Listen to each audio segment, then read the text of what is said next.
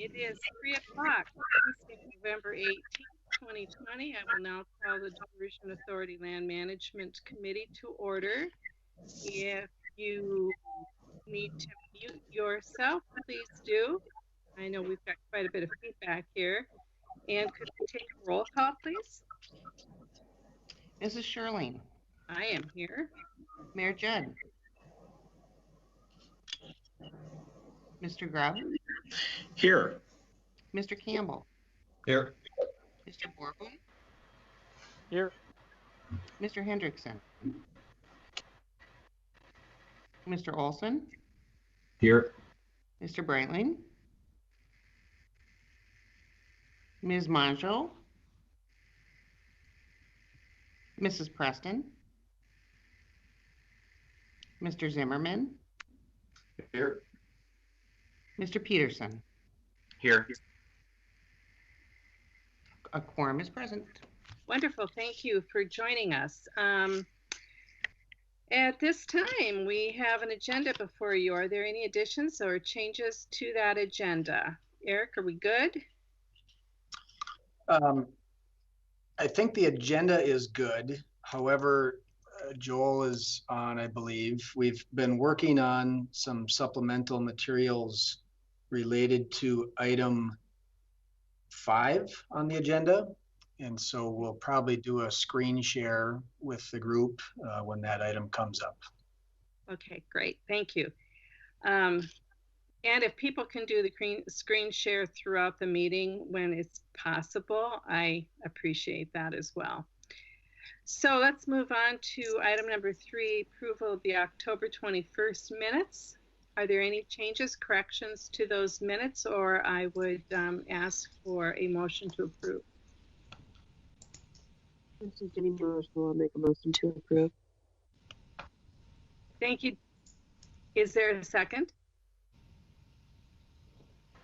Olson, second.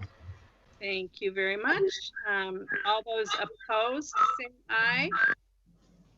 And the motion carries. Let's talk about the property acquisition status report, Eric.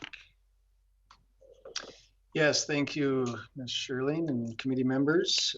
In your packet, starting on page 7, which I believe, Tammy, if you're running this show, thank you for that. Everybody can follow along. I think last month I indicated that I was anticipating the chart here in front of you would look much more Christmas-like with lots of reds and greens. As you can see, there are more reds on the map this month, which I guess that's a maybe mixed sign. That means that we have had to file a condemnation action on those properties. We are continuing to negotiate on those, but it does indicate that we did file that quick take action. And so you can see along the southern embankment, Reach 1, there's a group of parcels that are flagged as red, a few of them along I-29, and then some parcels along the channel as well. In addition to that, there's still quite a few number of blue parcels, blue shaded parcels along the channel. Those are parcels that, again, we're continuing to negotiate on all these. We have been through all of the quick take process on nearly all of the parcels for the channel. And so I think we're just waiting for some of the paperwork to catch up with those actions. So anyway, making more progress. You can see on the legend on the left side, the acquired status, we're up to 485. That's quite a significant jump from last month. And some of the reasoning for that is, one, we're making progress, but secondly, we have gone through and done some of the parcel splits where, again, we may have acquired a full parcel, and now we've split that into 2 parts, and we own both of those. They're just separated from the full parcel, and so it sort of artificially buoys up the number. There'll be discussion later on in the agenda about asset lands, which that fits into. So anyway, just wanted to share that. You can also see on the red in the legend there on the left side, the red colored parcels we're up to 39 at the date of this report was produced a week or so ago. And again, that's a number that unfortunately is going to grow, but we've followed all the statutory steps, been through the county commission, as many of you know, a few different times. And so we're proceeding down that path. The next page, Tammy, if you can just scroll down, usual status of activity here. This is for the environmental monitoring easements. I think a month or two ago, we inserted this new map just to highlight those parcels. The appraisals are just coming back now on those easements, and so we'll be working to follow our action plan for that process and making offers here shortly after the new year. That continues to go well. And then the remaining pages just drill down into each of these sections individually. I guess you can see individual progress on those areas, all color coded to match that overall front sheet. So I won't, I guess, bore you with any more of those details, but certainly happy to answer any questions if you have any. Thank you. I have a question for Chris McShane. I see he's on the line. We did have quite a flurry of activity before the county commission up until a month ago or so. I'm just wondering, how long does it take from those meetings until we get actual possession, and have we resolved any of those? Gee, we must have had 20 or 30 different people go through. Commissioner Schmerling, it's a great question, and it all depends on the specific parcel. For the most part, it can happen very quickly if there's not any possibility of negotiations, and if there's not any title problems. So we have not necessarily filed the next day on all of them because many of them there is the opportunity for negotiation, and we have negotiated at least a half a dozen landowners, I would say, since the county commission approved the use of quick take and before we actually filed. And then there's also some where we've had some title problems. So our focus has been on Southern Embankment Reach 1 and then I-29. All the eminent domain actions on both of those reaches have been completed, and we've deposited. And now our focus next is on the channel. I think we have all but 2 of the landowners for the channel that we have permission from the county commission to move forward on, and all of those complaints are trickling into my office for final review, and we should have all of those filed within the next week to 10 days here. And so once you get that filed, then we have access to the land. Is that how it works? It's actually once we deposit the funds. So the clerk of court in Cass County won't accept funds until after we have a court number to be associated with where those funds should go. So we file an action, we get a judge assigned and a court number assigned, and then at that point we are attempting to serve the action upon the landowners so that they know that there's something going on, because that service of process needs to be personal service. And then after the personal service is completed, then we deposit the funds with the clerk of court, and the clerk just sends out certified mail, not return receipt requested, just a regular certified mailing saying that X number of funds have been deposited with the clerk of court. And what we were running into on the front end is people were getting this one-page notice from the clerk before they knew what was going on, and there was a lot of confusion with that. So we're trying to serve first, then deposit, which then triggers the clerk to send their page or 2 document. And as soon as we deposit, we have access to the property and can move forward with contracting and whatever use of the property is necessary for the project. Okay, thank you. Appreciate that explanation. Who else has questions for either Eric or Chris? Okay, then go ahead and continue, Eric. Yeah, I guess the one thing I would just maybe follow up, I think you asked a question of, after we've been through the county process, have we reached an agreement with any of these property owners? Yes, we have.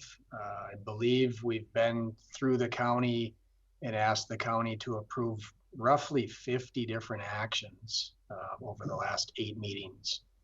And of those 50, we've reached a settlement agreement on roughly 10 of them. And so it's not all of them, of course, but I think that's still a good number, and sort of demonstrates that we are trying to continue negotiating as we move through those processes. Thank you. Otherwise, I don't have any more planned comments on the report here, but again, happy to answer questions if there are. Okay, well then let's move on to item 5, the environmental monitoring easement action plan. And Joel's going to join you on this one. I think this is the policy discussion regarding disposal of asset lands. Is that right, what you have on your agenda?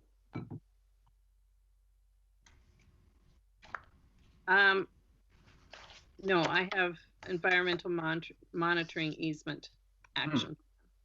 Okay, I think we may have an agenda issue. Tammy is showing the agenda that I guess that's the version that I have, so I apologize, Mary. Sorry, I may have grabbed the wrong one. Sure. And I did. I can see that now. Okay. Okay, let's go with your agenda. Joel, do you want to start on this? Yeah, I'll kick us off here. And Eric's been involved in some of the draft policy creation discussions as well. So Eric, feel free to jump in where appropriate. I wanted to bring a discussion before the Lands Committee today due to the increasing number of interested entities, whether political subdivisions, nonprofits, private landowners that are interested in our asset lands or our excess property that we've purchased as a result of the project. And we have in the past dealt with the issue of the excess lands through the mitigation plan. The mitigation plan does provide an outline of kind of steps we would go through. Ultimately, however, I think there's a lot of maybe guesswork that could be taken into account. And I really want to root that out. I want the Land Committee to really feel comfortable with how we're treating the excess land, how we manage it, and how we sell or dispose of that property if necessary. And so I know this is the first time the Land Committee is seeing this. This is a draft policy that Mr. Shockley, Martin Nicholson, Eric Dodds, and myself worked on over the course of the past month. And we're not expecting the Land Committee to take action on this, but we are just maybe previewing it for the first time and raising the issue that what we're really looking for here is some policy guidelines on how we treat the excess land that's been acquired. And so maybe I'll just step through this very quickly. Certainly would hope that the Land Committee could take this back, maybe digest it over the course of the next month. I'd certainly be open, as well as Eric Dodds or John Shockley, to have any additional discussions concerning the policy. The first part of the policy is really just introductions, talks about why we've acquired excess land and how that applies to what our ultimate prerogative is for flood protection, and how the JPA kind of defines the member entity use and acquisition of excess land. If we want to scroll down here. Yep. And I think we can skip the definition portion. Okay. And let's just get into the roles and responsibilities there. So the way we have it set up right now, member entities have the responsibility to acquire and make available property for the completion of the comprehensive project.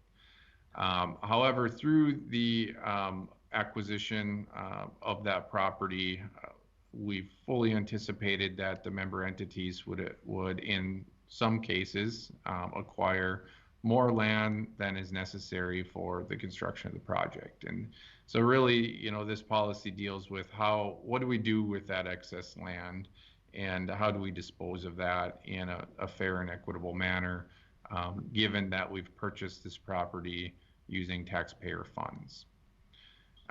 So as we get into the key principles, I just want to have a couple of things that we as staff kind of thought were important as we move forward. Certainly up for debate and discussion by the land committee. The first one under 4.1 is land sold via public sale. So the staff felt that if we were going to dispose of land, that it should be put on the private market or the public market for sale to anybody, including a public entity that might wish to acquire the land, or a private landowner that would wish to make a bid or an offer on the property. This would give, I believe, the member entities and in turn the diversion authority, full market value for the sale of that property, which I believe is in the best interest of the taxpayers. The second item, 4.2, is refrain from selling land at a loss. And so what we're proposing here is that the authority and the member entity's intent is that the excess land should not be sold at a loss.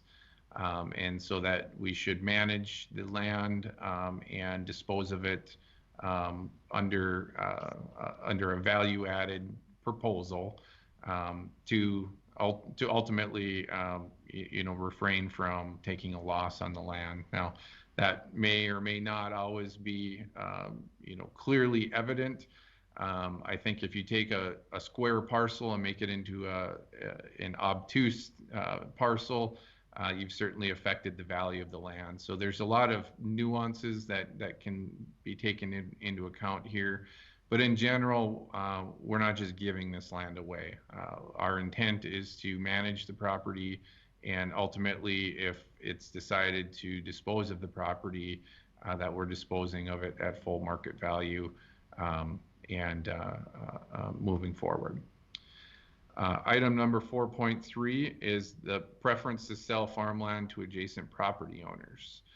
And so I think we all agree that we've greatly impacted the agricultural neighborhoods adjacent to the project.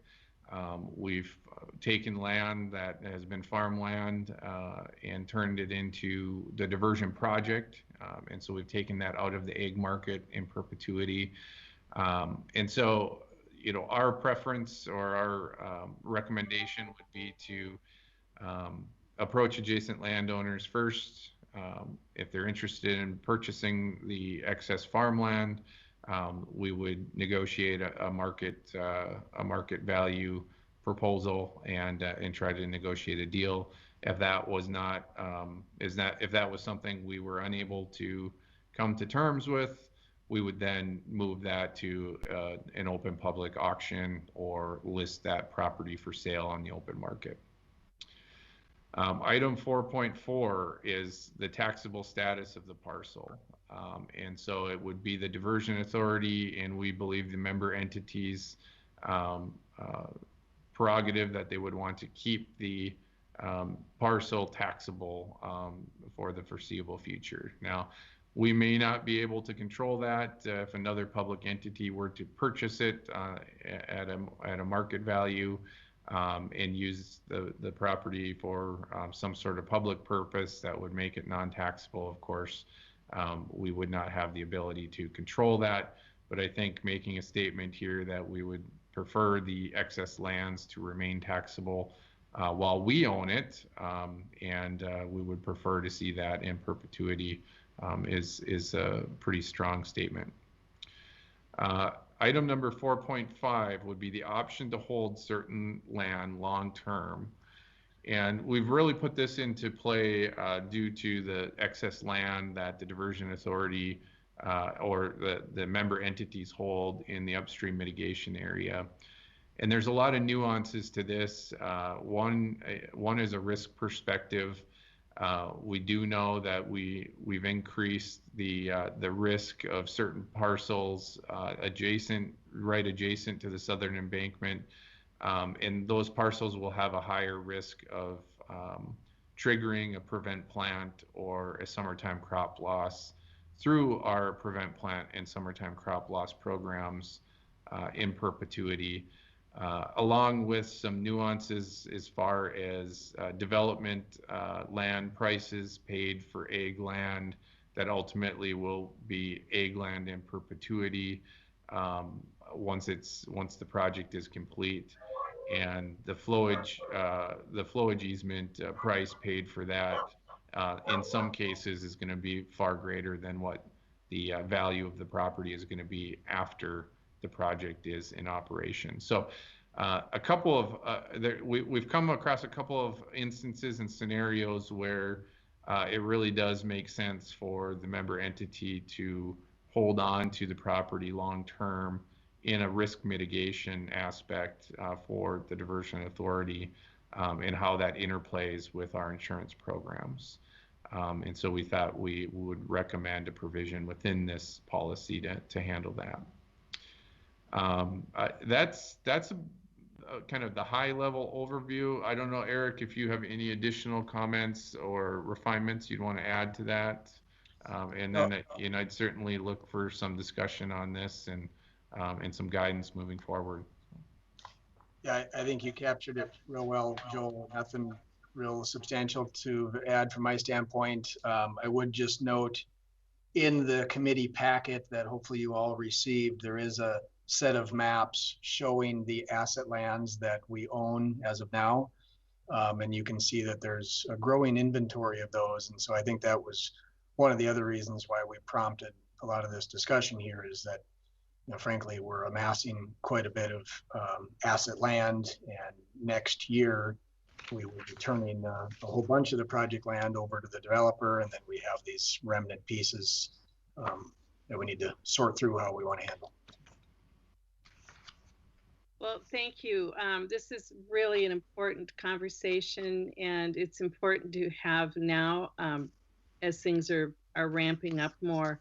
One of the questions I have, or a couple of questions, is do you put a minimum bid in there when we auction off property? So I can comment about the horse barn auction, and that's, one, if you recall, a month or two ago, we brought a recommendation forward through the committees to sell off the horse barn in northern Richland County, because it was determined after the Clomer model that we don't need to keep the horse barn, or we don't need to mitigate it. So in that situation, I think we're generally following the policy that's laid out in front of you here. We've had those discussions about minimum values with some members of the joint board. We've talked to Pfeiffer's as an auctioneer helping us through that sale. They've provided some feedback on what the building might be worth on a market value standpoint. And so we have talked to the joint board about establishing a minimum. Have not made those discussions public, of course. We're trying to let the public move forward with an open bidding environment. So. Okay. My second question would be, and maybe this goes back to Joel, in your policies, do you address leasing these lands? I know we do have some of this property leased out, and it's productive farmland, and we're not in the business of farming. I'd rather have farmers farming, but if it makes sense for us to hang on to land until the dust has settled, if you will, and figure out what the most appropriate way to dispose of this land is, how are we addressing those leases? Yeah, that's a great question, and I was hoping that somebody would raise that issue. So I think in general, in the spirit of this draft policy, and we could add some more refinements in here directly concerning leases, but in the spirit of this policy, I think the recommended option would be to offer land leases at market rate.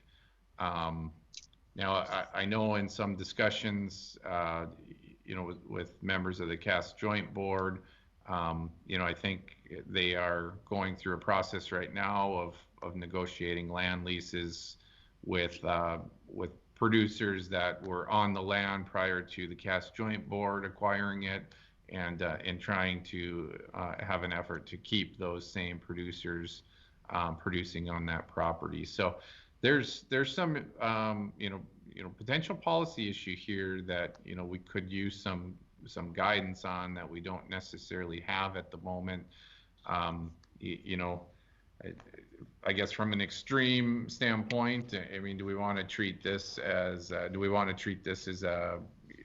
every year we're throwing these land leases out to the market and trying to get top dollar for our land leases, or obviously being cognizant of the impacts that we're having with the project?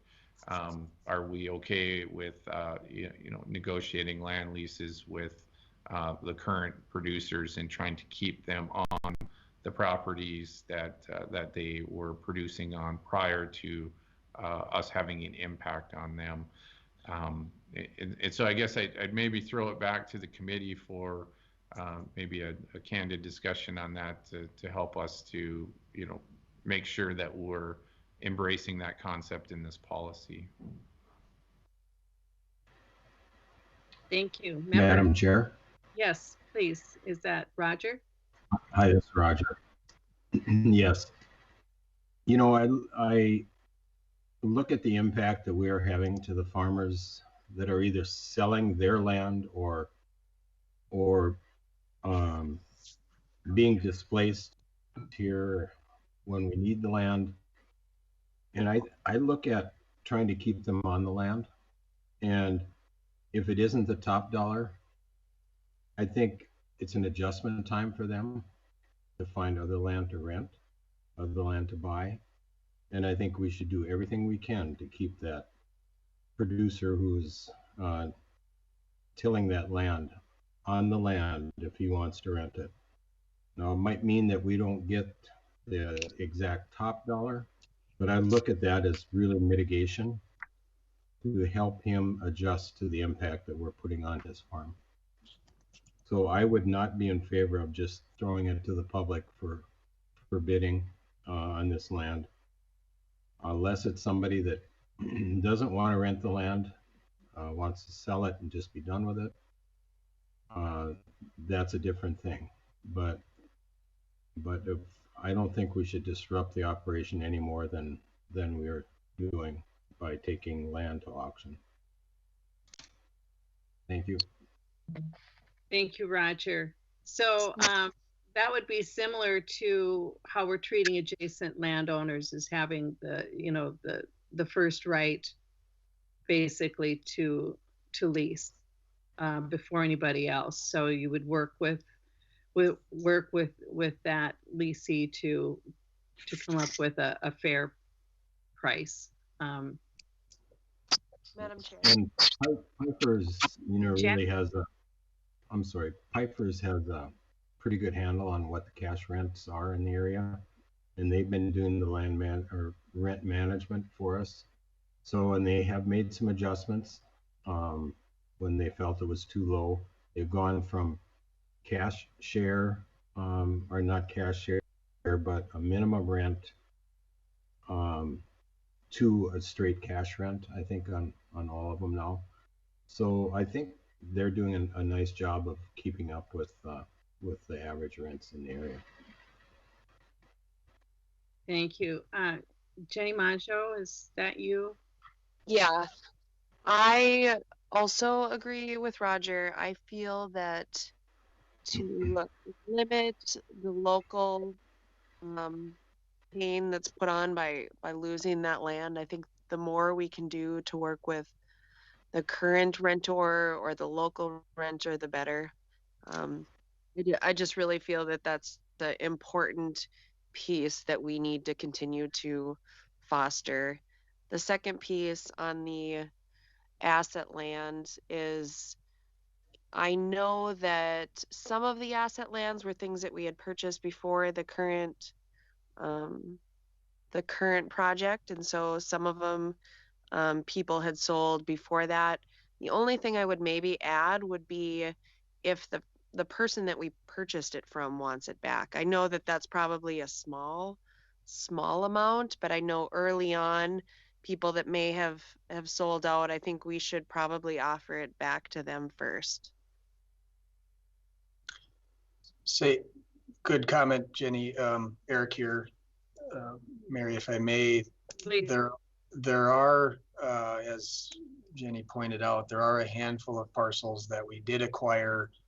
You know, for example, the organic farmland in Minnesota that was purchased from a willing seller under Plan A, and now those two quarter sections are not impacted.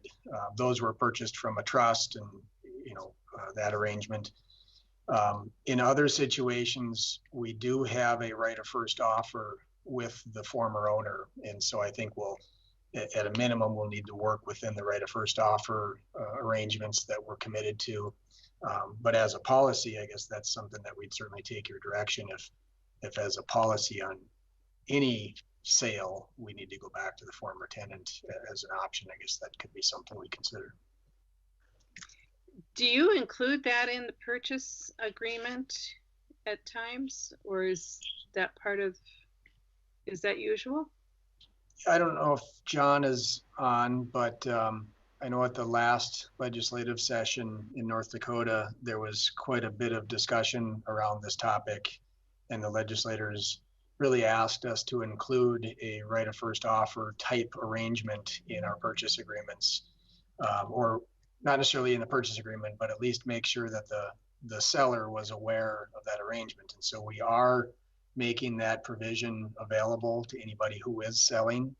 And not everybody is interested. Some people are ready to take the cash and forget about their former land, but some people have asked to put that right of first offer in their purchase agreement. Well, I don't know why we wouldn't.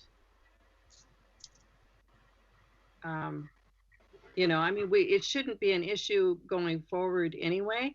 I mean, we know what we need now, correct? So it should be a moot point moving forward, I think. But we should have a policy in place for it at any rate. Just, you know, a lot of us won't be around a few years down the road, and I think it's important to have these policies written down for reference. Go ahead, Eric. Yeah, I guess just to pile onto that, just like, you know, many of us might not be around forever, many of the former landowners or sellers aren't going to be around forever. And in some situations, it's really straightforward where, you know, one person owns the land and we buy it as a single transaction. In other situations, there's a trust and there's, you know, 10 or 12 or 20 remaindermen that have some stake of ownership. And so selling back to that type of arrangement could be really complicated. And so I'd prefer if the policy guidance gives us the freedom to work within those ownership structures and not be overburdened by having to get 20 remaindermen to sign off on getting a chunk of land, a triangle back, or that sort of thing. Well, I'm sure there's a way you could Yeah. work it, and it probably shouldn't go in perpetuity. I mean, you know, it's 20 years down the road, not, you know, but if something happens, you know, within a reasonable period of time and we don't need the property, then, you know. Yeah, sorry to keep interrupting, but if I recall right, the legislature wanted us to add, I believe it was a 5-year provision for the right of first offer. I think they've had some experience. Nathan Orboom's here, and maybe Bob Zimmerman probably has the same experience in town in purchasing property. If they've ever, seems to me I've had a conversation with one of them about this very topic. I don't know if they want to chime in. Sure. This is Bob. I can say that I can confirm that we did. We have had that that experience, mostly with small remnant pieces of property that were flood protected, that really weren't of any value but to the adjacent property owner. And so we've done a little bit of that. But I'm glad you asked because I did have a question. For Joel and Eric, I guess, just trying to understand what the vision is to get to a final policy and then what are you thinking about in terms of actually putting property out there for somebody to acquire? Yeah, that's a good question, Bob, and I think this is just the first step of many of getting this kind of taken care of. Um, you know, we continue to see a mounting um, amount of land. I think we're almost, Eric, you can correct me if I'm wrong, but I think we're over $20 million right now in asset properties or excess lands. And the more lands that we acquire, you know, the more interest there is from different parties to purchase the property or do something with the property. And so that, you know, now that we know the extents of the right of way for the diversion channel, we're getting closer to having complete clarity on the right of way for the core portions. You know, that'll occur in pieces, but in general, I think we feel very comfortable that we know where that line is going to be between what is going to be public land in perpetuity and what we could consider as asset land or excess land that was purchased. You know, as we move forward this next year with the closing of the developer agreement, we're going to have a lot of need to have cash available. And so, you know, with $20 million kind of tied up in property, you know, at what point do we start to sell that back to free up that cash for the construction needs? And those are all the questions that are kind of circulating right now.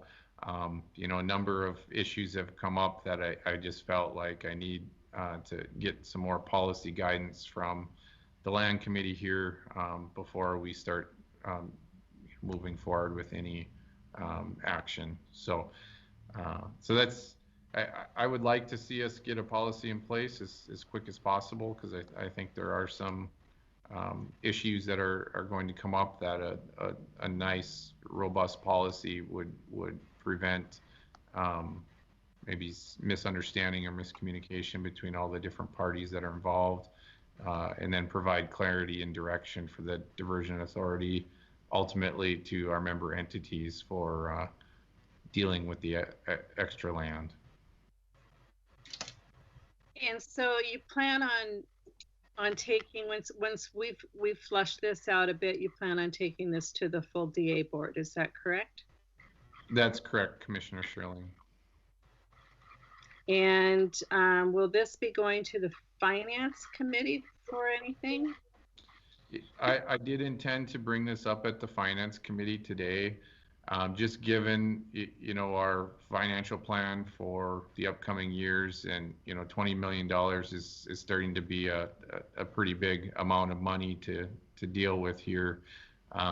You know, we need to somehow account for how we're going to incorporate that into our budgets and our financial plan as we move forward. And obviously, you know, we have a lot of unknowns as far as the cash that's going to be coming into the program over the next few years. A lot of it has to do with what the state of North Dakota does. Obviously, you know, we have some indications of what that may be, but we also need to have contingency plans in place for a variety of different circumstances that could be thrown at us. And you know, given that the high value of these asset lands, you know, I do feel it should be discussed at finance as well, from the fiscal side of things of how we're managing these lands. So. Well, from my standpoint, you know, I just feel like this is taxpayer lands and we need the cash. And so we, you know, we need to very carefully handle how we dispose of this property. We shouldn't be in the business of farming it if there's somebody else that is interested in it. But on the other hand, we are producing income on some of it right now. So there is a cash flow coming in. And so, that's a good thing until we make some final decisions on this policy.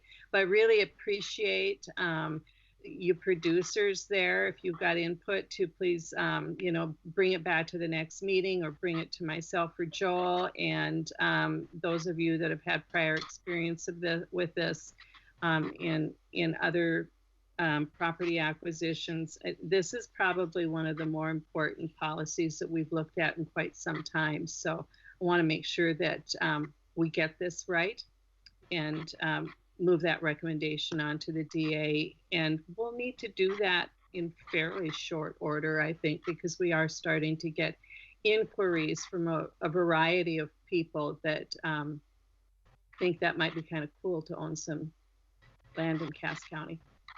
Yeah. Mary, this is Roger. Mm-hmm. I have a question for Joel. Go ahead. Joel, I think it's your 4.3, 4.2, 4.3, where it talks about adjacent land owner maybe having the possibility to purchase the land, or being notified anyway. I'm wondering, the joint board has an offer on that we'll be looking at tomorrow at our meeting, and it's a landowner that wants to trade for the land right next to his land. It's adjacent to his land, and he's willing to do that to stop the eminent domain process. To, it looks like we would cut costs to do that, and I'm wondering if that could fall under that 4.3. Yeah, that was the intent, Roger, is to deal with situations like that as well. I mean, I think for that individual issue, if the Cass Joint Board felt that the value of the existing property was similar to the market value of the property that you were going to basically trade, it would just take the place of a cash offer, and that sort of a transaction would certainly fall under 4.3. And I think that's where the idea around 4.3 kind of came into play, is that if there was an ability to keep a current producer's operations concentrated around where their existing operations are, that we could potentially offset the purchase of some of their property with maybe the trade or the sale of a nearby parcel that would compensate and keep their operations aggregate in a certain area. All right, thank you. Okay, well, we have quite a few other items we need to move on here. Is there anything else, Joel, that you needed to add to this? That's all I have on that item, Madam Chair. I guess the only thing that can come to mind is just when we sell these properties. I know there's some properties that are being viewed by public entities for some other public purpose in the future. I don't know if it's necessarily the responsibility of the Cass Joint Board or the Diversion to continue to hold on to that. And so, as we move through that, I think notification of those public entities is warranted. So if the adjacent landowners don't want to purchase it, maybe then, according to our mitigation plan, we look, is there another public good for that piece of property, and then offer it to the public entity at a fair market value. And so I think there'll be a number of those discussions coming up over the course of the next year. Just wanted to make you aware. Okay, and so we'll be hearing about this again next month? That's correct. Okay, and Commissioner Breitling, did you have something you wanted to add? Just that I've been on I got on late, and I wanted to make sure that you acknowledged my attending the meeting. Great, welcome. Okay, then let's move on to item 6, the update on the outreach to upstream property owners.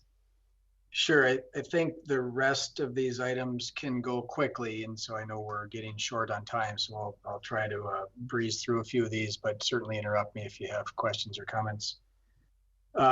Wanted the group to just be aware. I think you probably remember back in mid-October, we did send a pretty significant outreach packet to hundreds of landowners upstream. Over the last few months, we've been getting calls and questions and feedback, both in our office, primarily through the land agents, but also through the Diversion Authority offices as well. And so I think that's going well. This month, in fact, tomorrow, we are asking both the Cass County Joint Board and the MCCJPA Board to approve task orders with different appraisal firms. Those appraisal firms are being asked to appraise the structures, so homes, farmsteads, commercial properties in the upstream area. And so that's consistent with what we had told people back in October, is that we were going to be doing appraisal work starting this winter. So we're following through with that commitment. And that means that those appraisers will likely be contacting property owners probably after the first of the year, setting up inspection visits, sort of doing that part of the process. So I wanted the group to be aware that that activity is happening and continues to be consistent with what we've told them to date. Okay, any questions on that outreach? Then let's move on to the flowage easement study. Now, real briefly on the flowage easement study, the Finance Committee does have in front of it this afternoon a task order with Crown appraisers to start the phase 2 flowage easement study.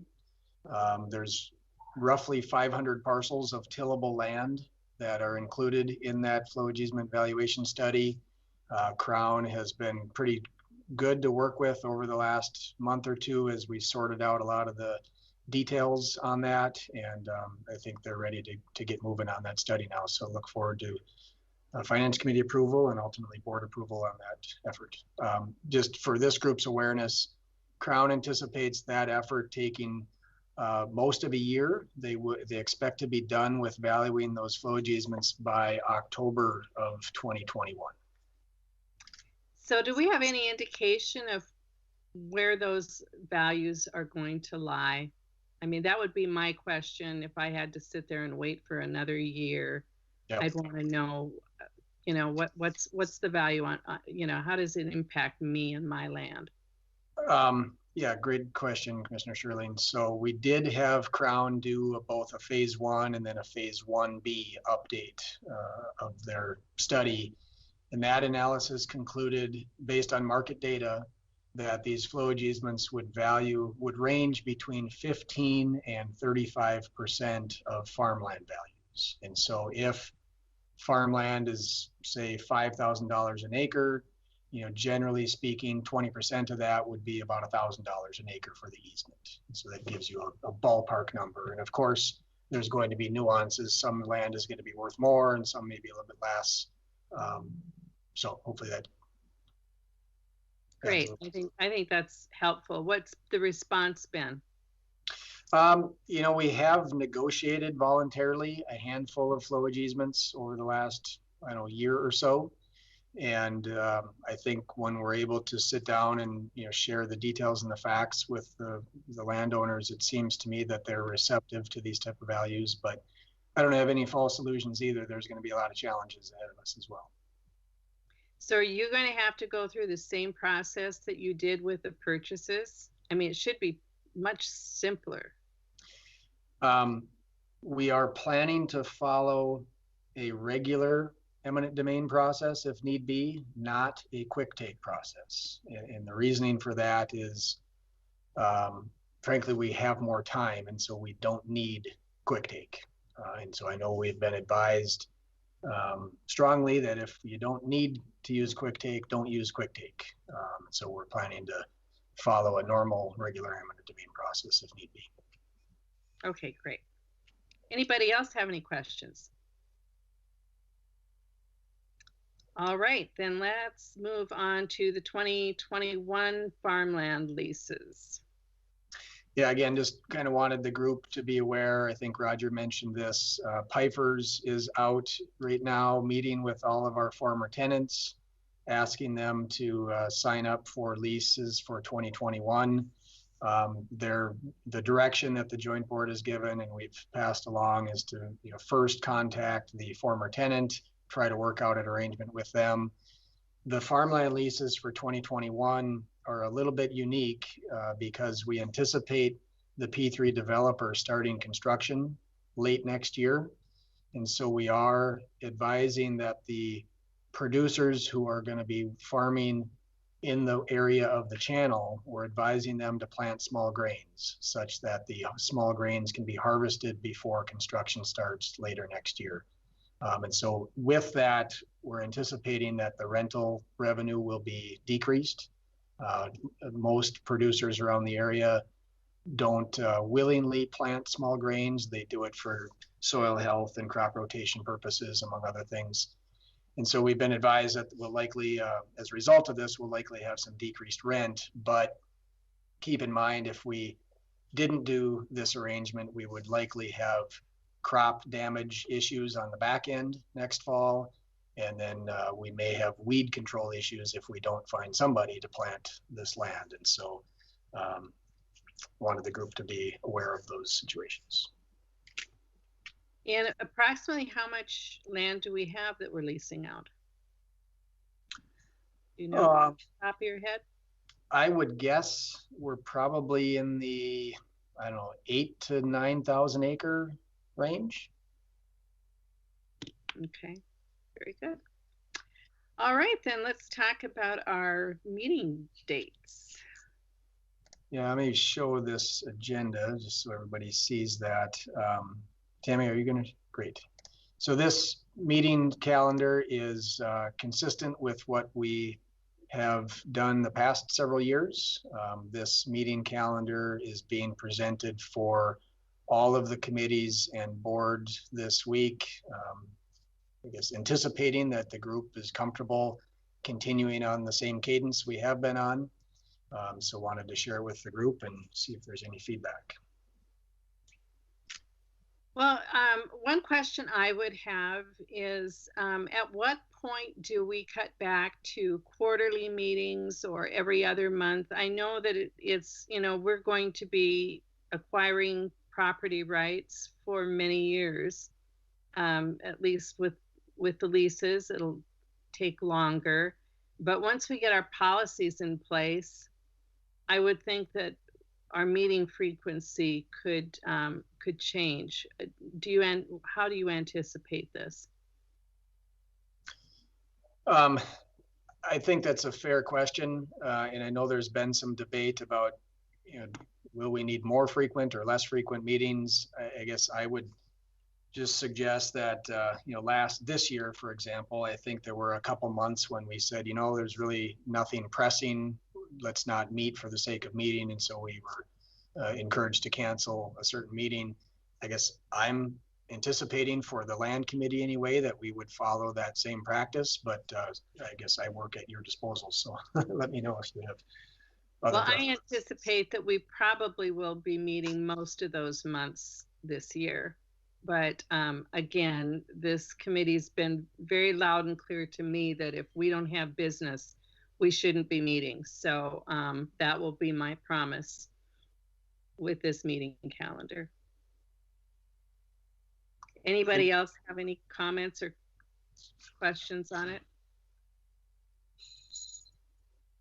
Okay, then let's move on to the joint board update.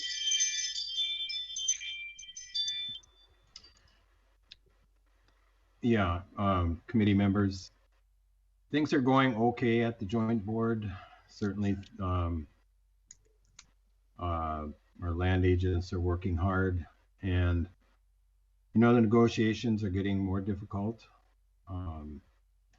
And I think you understand that as more show up at the Cass County Commission meetings. I think 21 landowners are invited to this meeting tomorrow morning.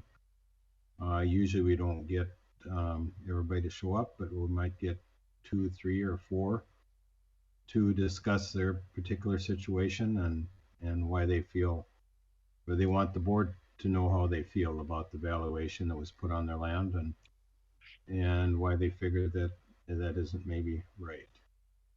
So we listen to that and pass it on to the land agents to continue to negotiate. So yeah, we're moving forward, and no issues at this time. Thank you. Well, thank you, Roger, and your team. I know it's a difficult task. Any questions for Roger? Then we'll move on to the Minnesota group. What have you got to report? Anything? Mary, we meet tomorrow. Oh, that's right. And I ask you that every month. Okay. Unless Eric has something that he wants to present today, but it's yeah, we will be meeting tomorrow at 1 o'clock. Okay. And I guess I would just ask, I mean, do you have much on your agenda tomorrow? Go ahead, Eric. Sorry, Kevin, I can just take that for you. As I mentioned just a few minutes ago, we do have a couple contracting actions to hire different appraisers in front of the MIC board, excuse me, and in front of the joint board. And so those are, key steps. Other than that, there's not a whole lot of action right now on the Minnesota side. We are providing some updates on the appraisal work going on for the Red River control structure. We have had some Minnesota property owners reach out recently that I'll share an update with the board. So we're making good progress, but it's not into the fat fryer yet. Okay, great. Item number 13 is MetroCog. Do they have anything today? I don't see Adam online, but maybe I'm missing him. And I don't think that we had really visited about anything new with MetroCog, but appreciate them being available if we did have anything. Item 14, any other business? Well, 7, I see at least a couple of finance people are online already, and you'll notice that I got this meeting done on time. So thank you, everyone. Be safe, be well, and Merry Christmas. Happy New Year, happy holidays. Thank you. We're adjourned. Thank you. Thank you.